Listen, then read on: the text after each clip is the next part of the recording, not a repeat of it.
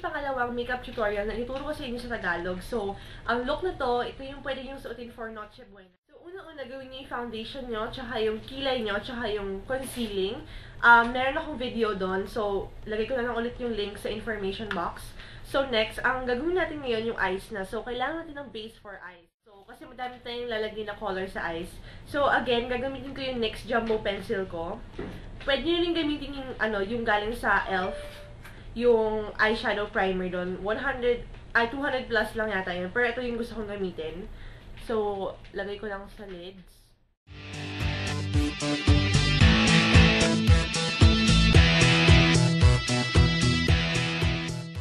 So, susunod, maglalagay tayo ng base na eyeshadow. So, ito lang yung ginagamit ko. Ito yung Nichido Stardust Eyeshadow in Totally Neutral. So, makikita ito sa kahit anong SM tsaka Watsons, meron siya sa Nichido. So, kukunin ko lang itong shade na to, yung nasa gitna. Light pink. So, kuha lang kayo ng kahit anong brush. Tapos, ilalagay nyo sa lids.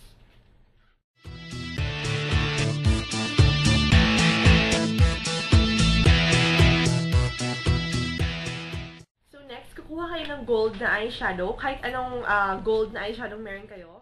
So, itong gold eyeshadow to, ilalagay natin siya sa inner thirds ng lids. So, ito yun. Itong area na to.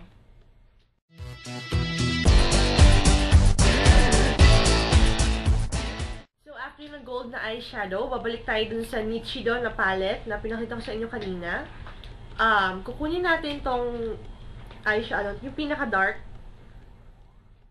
Tapos, itong color na to, lalagay natin siya sa outer V. At ibig sabihin, itong area na yon, itong area yon. So, para mag-form siya ng V, di ba? So, yun yung sinasabi nilang outer V.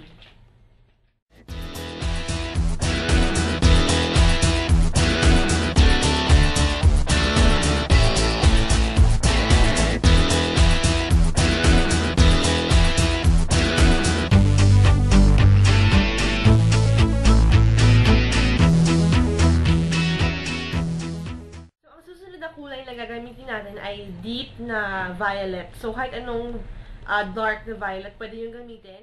So, itong kulay na ito, ilalagay natin siya sa crease. So, yung crease natin, ito yung makikita nyo yung hati sa eyes nyo. So, yan yung area na yon.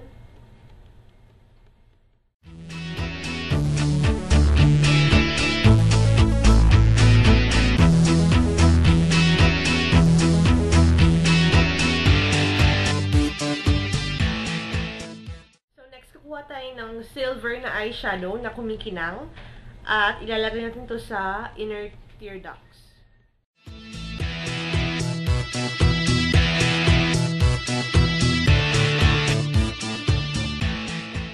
So, ang next na eyeshadow na gagamitin ko, itong yellow na eyeshadow na kumikinang.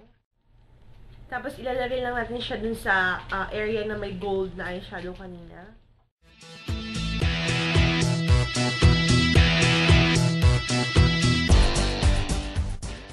Kahit anong black eye pencil pwede nyo gamitin.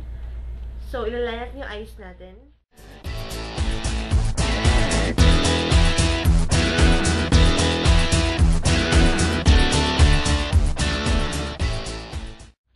So, magdodraw muna kayo ng line galing dito, pataas.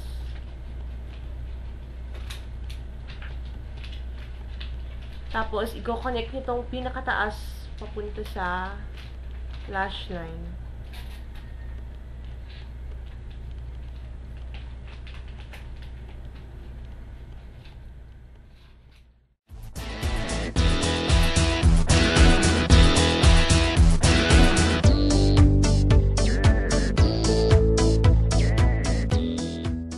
Next, ilalagay natin yung half ng lower lash line natin. So, from dito, baba tayo hanggang dito lang. So, stop kayo sa gitna.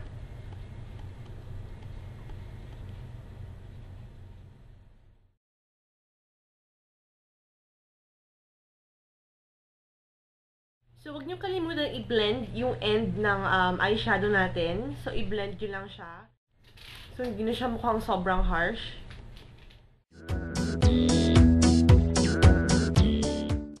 Next, mag-curl tayo ng eyelashes tsaka maglalagay ng mascara.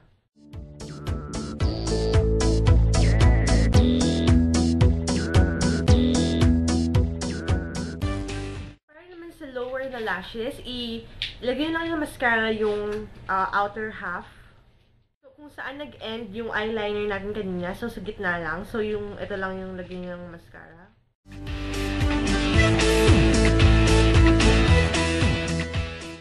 So, next, maglalagay ako ng eyelashes para mas mukhang bongga yung eyes natin.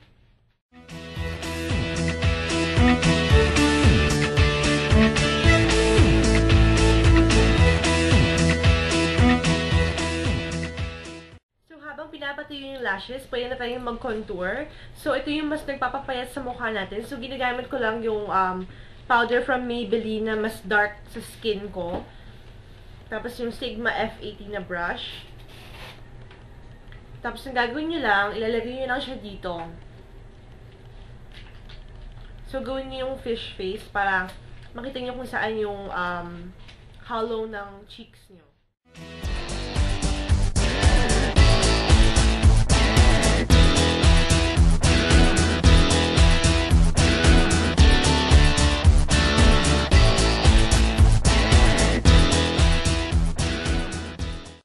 Tapos kung gusto nyo namang patangusin yung ilong nyo, pwede nyo rin siyang i-contour. So, ganito lang. Lagay nyo lang yung powder sa side.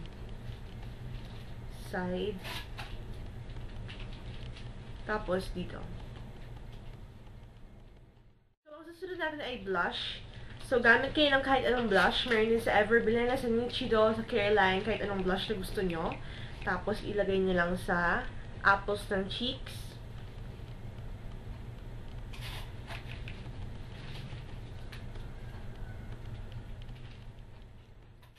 Para sa lipstick, gagamitin ko itong matte lipstick from NYX. So, ito yung Perfect Red na shade. So, pwede niyong gamitin yung galing sa Everbelena. Meron silang Love That Red. Tsaka marami silang ibang red na color doon. Pero ngayon, ang gagamitin ko yung galing sa NYX.